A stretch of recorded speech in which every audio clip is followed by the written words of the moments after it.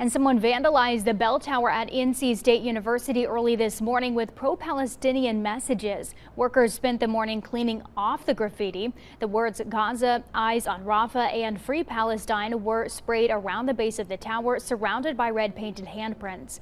Red paint was also dripping down the staircase. The NC State bell tower live stream showed two people dressed in black walking around the base of the tower, appearing to be spraying paint on it. The university said they were trying to identify those people. The bell tower was originally built as a monument to NC State alumni who served in the military and died while fighting in World War I.